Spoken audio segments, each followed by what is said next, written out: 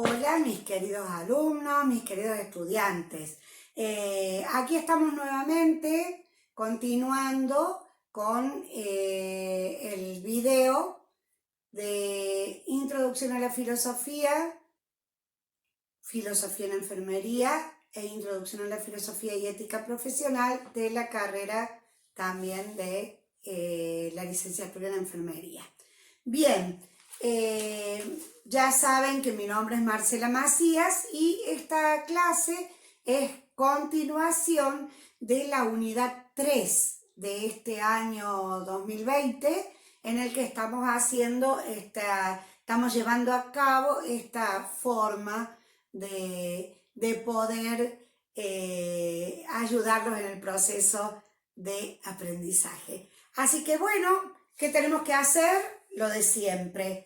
Buscan el cuadernito, en su cuaderno comienzan a tomar nota de lo que yo voy diciendo, después buscan los temas en el libro, una vez que han leído todos los temas siguiendo el programa, en el cuaderno hacen su síntesis y si les quedan algunas dudas, lo preguntan, las dejan a las preguntas en el cuaderno. ¿Queda claro?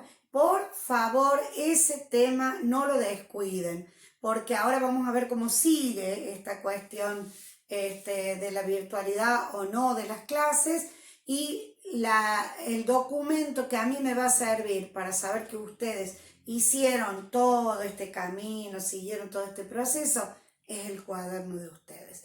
De puño y letra, no fotocopiado y no en computadora. En computadora solamente lo que les pido, las preguntas que les pido, por ejemplo, para que ustedes se autoevalúen la parte escrita o las que les voy a pedir después. Pero eso se los aclaro yo. Pero el cuaderno, sí o sí, todo estudiante que quiera y que esté en condiciones y quiera regularizar, tiene que tener su cuaderno. ¿Está claro? Bueno, vamos a comenzar entonces la clase porque ustedes saben que los videos duran escasamente media hora. Bien, en el video anterior hemos entrado en este tema de la historia del pensamiento filosófico antiguo, ¿recuerdan?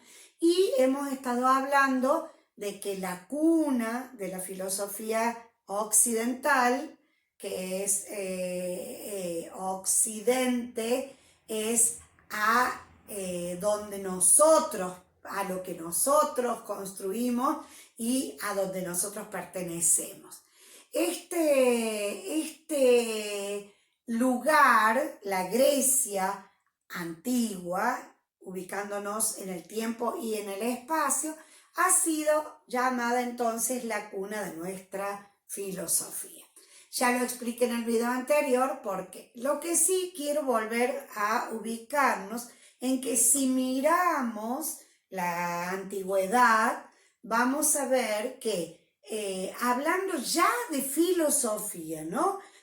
Tengamos claro que filosofía es a partir de que los pensadores comienzan a buscar respuestas racionales a las preguntas profundas.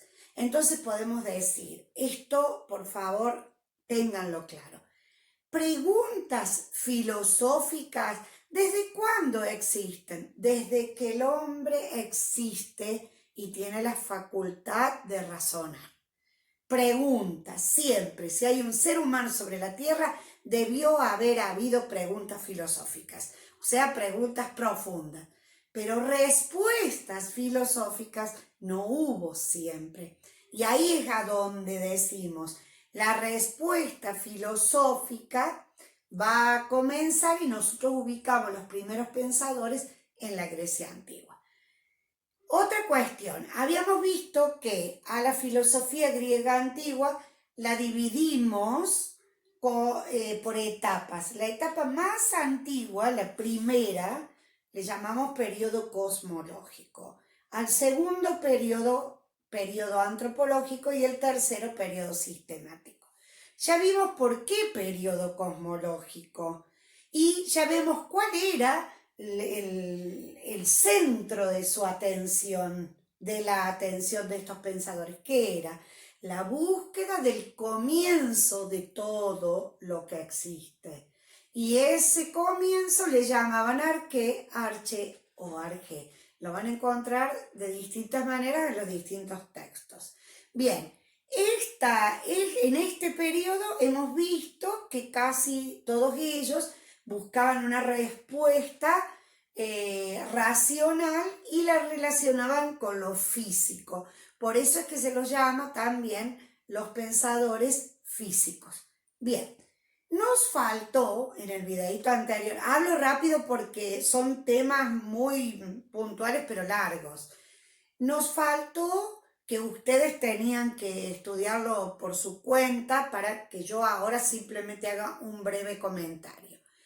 Heráclito y Parménides, ¿sí? Heráclito de Éfeso y Parménides de Elea. Estos dos pensadores se caracterizan por, generalmente los vamos a ver como si fueran opuestas las teorías que tenían. ¿Por qué? Porque Heráclito, al cual se lo conoce como el oscuro. ¿Y por qué pasa la historia con ese nombre? Heráclito el oscuro. Porque dicen que escribía de una manera tan difícil de comprender que quien trataba de leer lo que él escribía, en vez de iluminarse, entraba en una gran oscuridad. Eso cuenta la leyenda. Bien, Heráclito y Parménides, ¿por qué yo los dejé aparte y les dije, véanlo ustedes y yo voy a sintetizar, pero me gustaba ya poder hablar de estos dos pensadores con que ustedes hayan podido hacer una lectura previa? Porque en realidad son dos pensadores que dan un gran paso en lo que después, ya algo hemos visto, va a ser la metafísica. Entonces, ¿por qué hablo de esto? Ya leyeron ustedes seguramente Heráclito y Parménides. Heráclito, buscando el origen de todo, él consideraba que las cosas cambian, que todo cambia. Él observaba que nada permanecía exactamente igual, porque naturalmente todo cambia, todo fluye, todo va cambiando. Lo que es inmediatamente se modifica por el movimiento, deja de ser y pasa a ser otro u otra cosa. Entonces, Heráclito, justamente su teoría es todo cambia, todo fluye. Y hay una frase con la que se lo identifica, que es: nadie se baña dos veces en el mismo río. ¿Por qué? Miren qué metafórico. Porque él decía que uno dice, ¿cómo? Si yo he ido al río y al mismo río y me he bañado dos veces. Entonces, ¿qué decía este pensador? Y pensemos en la metáfora, pensemos en la frase. Vamos al mismo río y nos bañamos. ¿Es igual? ¿Es el mismo río? El agua, que es fundamental para que exista el río, metafísicamente vamos a decir es esencial del río. ¿El agua es la misma? No. Podemos bañarnos dos veces en el mismo lugar, pero nunca nos vamos a bañar en el mismo río. Eso es lo que Heráclito decía. O sea, ¿cuál era la idea de él? Que el ser era constante movimiento. Bien, Parménides de Elea, que escribe y casi todo lo que conocemos de él está escrito, y él escribía, como escribían muchos pensadores de la antigüedad, en forma de poemas. Entonces él escribe el poema de la naturaleza de Parménides son escritos muy profundos, a modo de poemas, pero que en realidad son verdaderos escritos filosóficos. Y Parménides, respecto de esto que Heráclito observaba, de que todo cambia, todo fluye, y perdón, me olvidé un detalle, Heráclito, en esta teoría de él, de todo fluye, él cuando dice, bueno, y entonces, ¿de dónde habrá salido todo? Y busca en los 4 elementos uno que esté en constante movimiento. Entonces, ¿qué elemento elige? El fuego. Para Heráclito, el fuego era el arqué.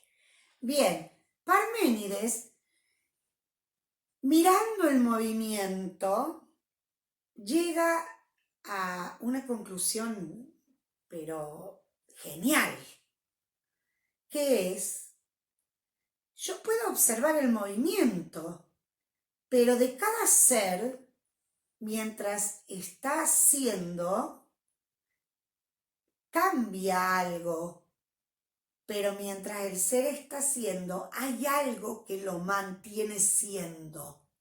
Entonces, no puedo decir que el movimiento va cambiando el ser permanentemente, sino que puede haber cambios en el ser, pero mientras está siendo, es.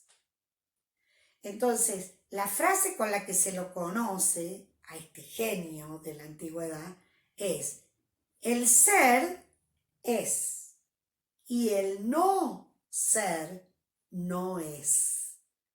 Fíjense que sienta el comienzo, yo les dije que de esto íbamos a hablar después cuando vimos metafísica, está sentando básicamente el comienzo de toda la metafísica. Entonces, ¿qué dice Parménides? Que el ser es inmutable, el ser no cambia. Entonces, y supongamos, ¿no? Esto lo digo en la ficción, que Heráclito le dijera, bueno, pero ¿cómo no? Si va cambiando y deja... No, el ser permanece estable. Y Parménides explica en este poema de la naturaleza lo que es la opinión, la verdad y el error. Los invito a que lo lean, es muy interesante, y que sepamos que este pensador es el que da el cimiento a parte de la lógica aristotélica y parte de la metafísica. Bien, hasta acá rápidamente, ahora les queda a ustedes estudiar, terminamos el periodo cosmológico. Vamos a entrar en el periodo antropológico. El periodo antropológico, miremos la palabra, escuchemos la palabra. Antropológico, ya dijimos que lógico viene de logos, razón, porque estamos hablando de filosofía, conocimiento. ¿Y antropo? ¿De dónde viene? Viene antropo, significa la traducción del griego de la palabra hombre.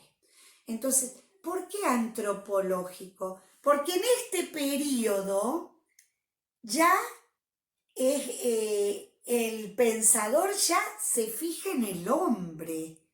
Pero ¿será casualidad que de un día para el otro dijeron, bueno, ahora dejemos de pensar en el arché o arqué y vamos a pensar en el hombre? No, todo tiene una causa.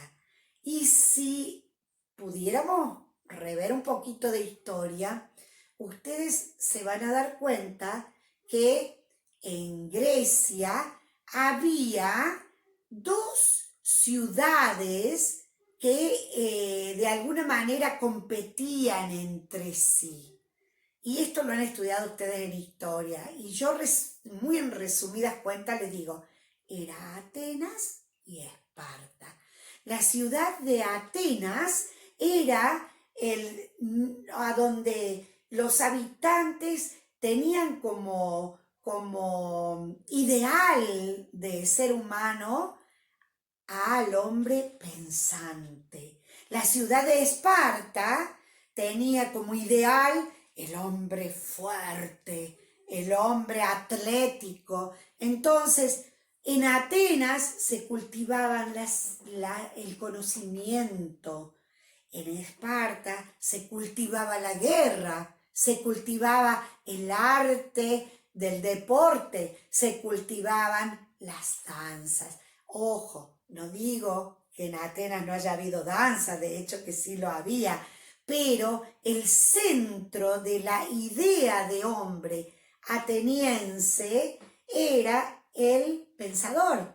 La idea de hombre espartano era fundamentalmente física, la perfección física, al punto tal que llega a existir una legislación por la cual si nacía algún ser humano con defectos físicos, había que matarlo, debían matarlo.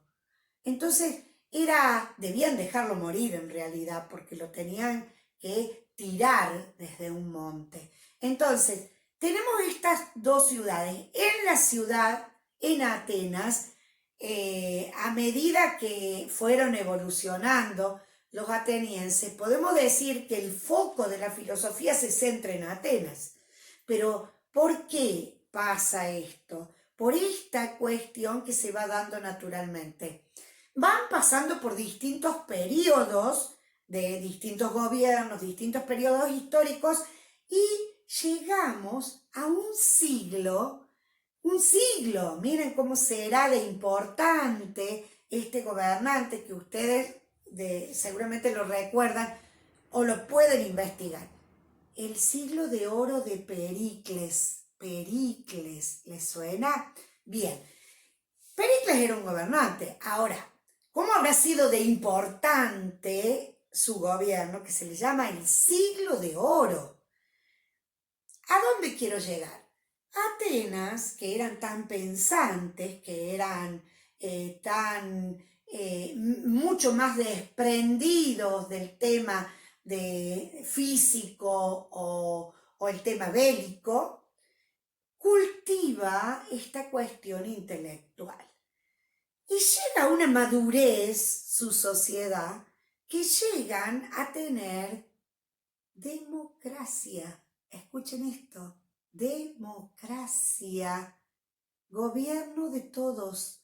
¿Por qué democracia? Que hoy no suena tan común. Ay, sí, vivimos en democracia. Por supuesto, cuidado, no existía el Estado en el sentido de hoy. La ciudad era el Estado. ¿Y qué quiere decir democracia?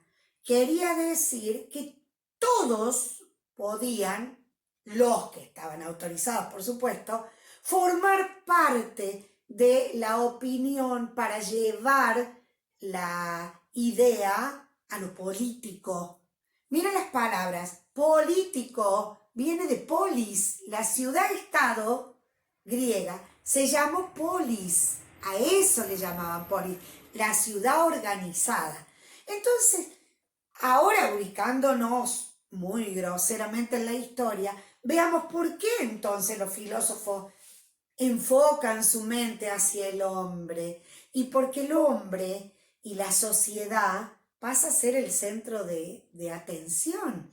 Entonces pensar, ¿quiénes somos? ¿Somos seres sociales?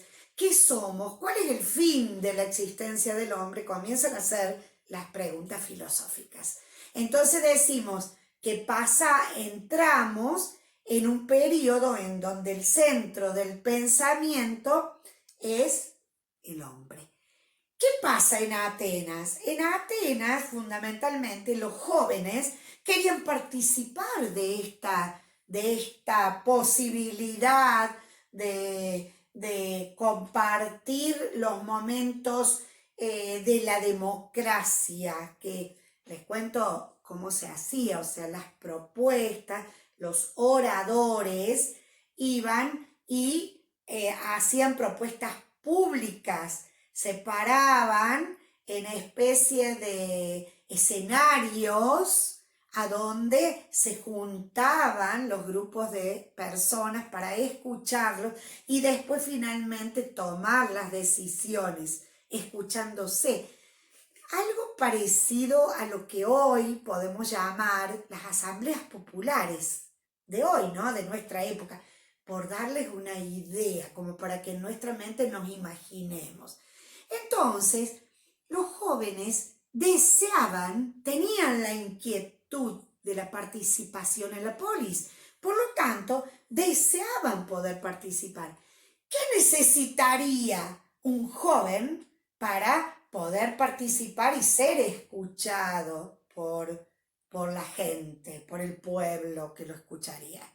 ¿Qué necesitaba? Saber hablar. Entonces empezaron los jóvenes a buscar personas, maestros, que los ayudaran a poder expresarse correctamente. Y no solamente necesitaban saber hablar, sino que necesitaban atrapar con el discurso. Y de allí vamos a ver que aparece un grupo de pensadores que en realidad eran filósofos y que en todo esto que se vivía, especialmente en Atenas, empiezan a practicar y a enseñar el arte de la oratoria, que significa hablar bien. El arte del buen decir se traduce la palabra oratoria, y el arte de la retórica, que significa el arte de convencer a través de la palabra. ¿Sí? Esto lo vemos actualmente. Podemos practicar la oratoria y podemos practicar la retórica.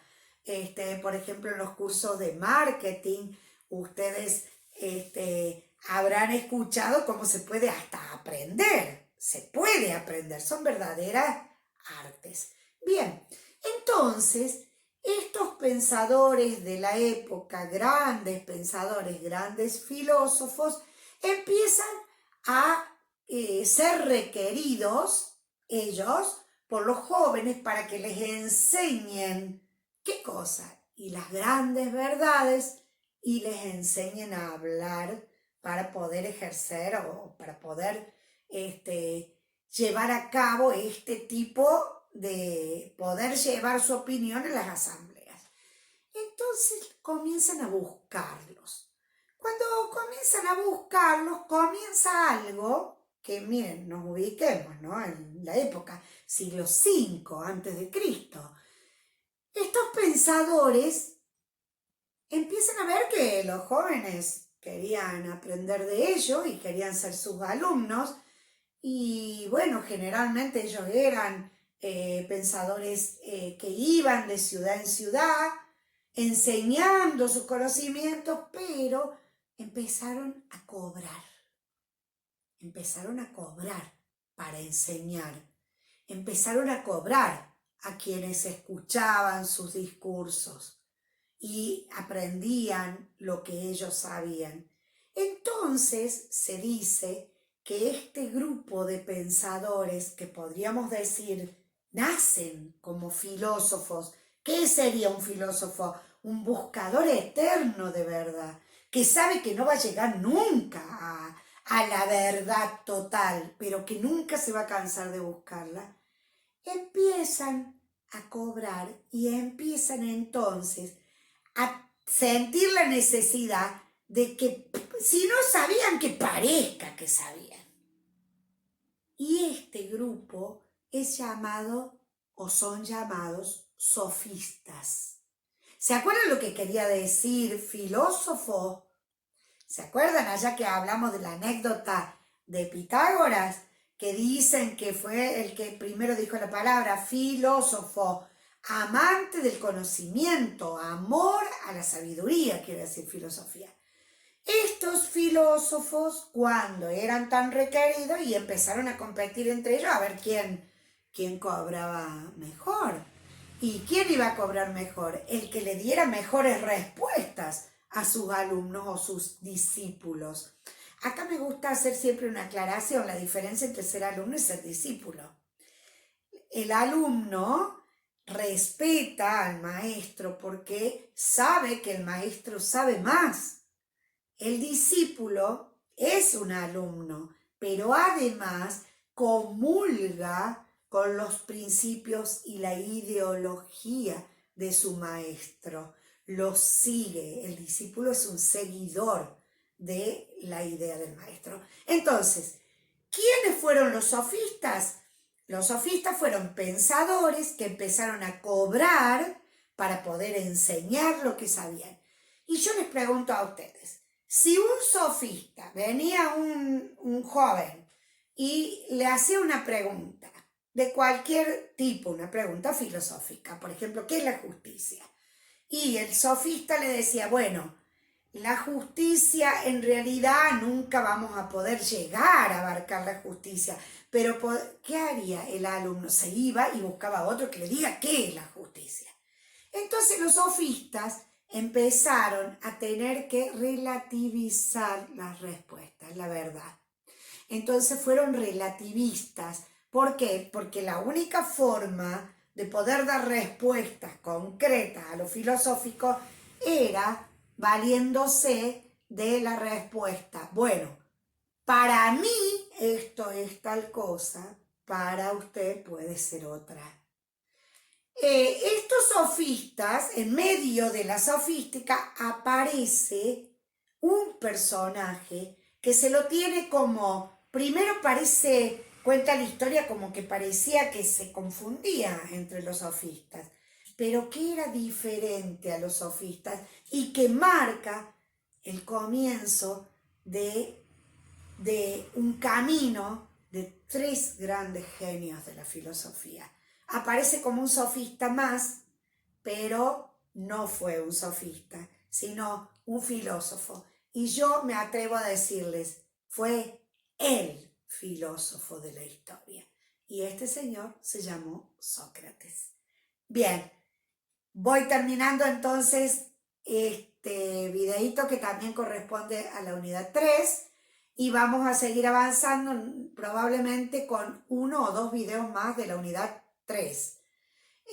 Así que bueno, a estudiar y ya me irán entendiendo un poco más la apología de Sócrates, pero lo vamos a ver en el próximo video. Muy bien, un abrazo a todos, a estudiar mucho, a quedarse en casa. Chau, chau.